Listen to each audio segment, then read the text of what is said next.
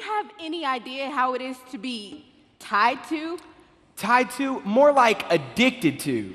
Being sexually pure. To abstaining from drugs and alcohol. To breaking away from what is wrong. And looking to God for help.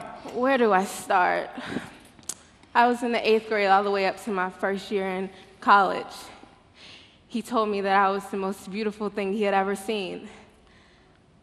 It started when he kissed me, and it ended when I started doing the things that my friends from the office were doing.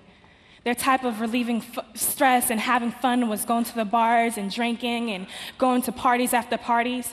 And I remember I had a choice, either go with them or be marked as the uptight Christian person. So I made my choice, but the wrong one. And I remember telling myself just once, but once turned into twice and more. I then started dressing like them. And let me tell you, the way they dressed, the way they put themselves out there like it was nothing. At the time, I didn't think. I thought that I was with this group that everyone loved and adored, and though I knew I was doing wrong, I thought I was justifying my actions because I was going to church every Sunday, told myself that was good enough. I thought I was good with God because I sat there every week like I thought I was supposed to. Problem was my heart wasn't in the right place.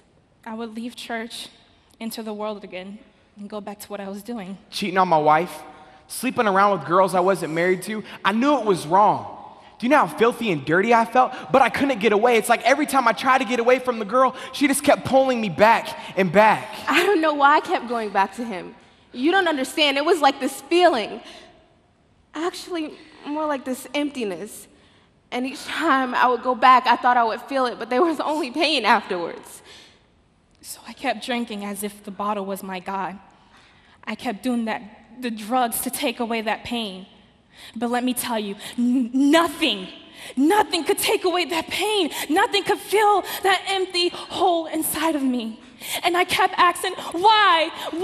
Why did I think that this girl or any other girl could give me the love that I longed for? That looking at pornography for hours would fulfill my desires. It started getting worse. My marriage started falling apart.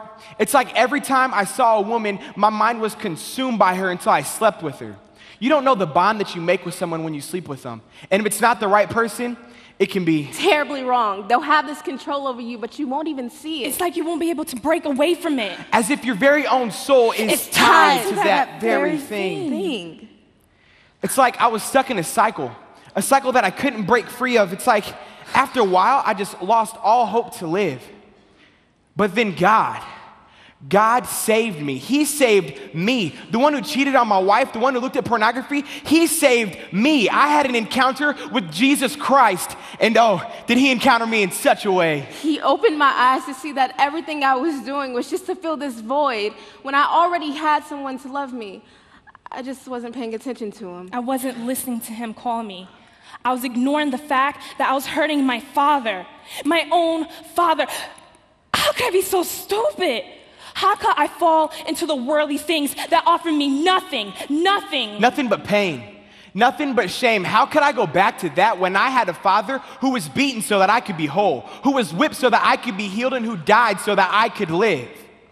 How could I go back to that when I had someone like that? Who else would do that for you? Go ahead, tell me. Tell me.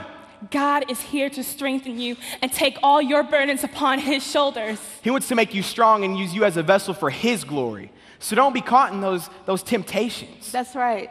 Look to him and tell him everything, no matter what it is. If it's lust, if it's porn, if it's sex, if it's alcohol. You come to him no matter what age you are, and you leave it to him to fix you. That's right. God changed us. God changed me. Yes, it's not going to be easy. It's going to be hard. There's going to be temptations that I encounter that I don't want to. There's going to be mountains that I face that I can't climb. But as long as I walk with him step by step, as long as I call on his name, Jesus, I am saved. He saved us.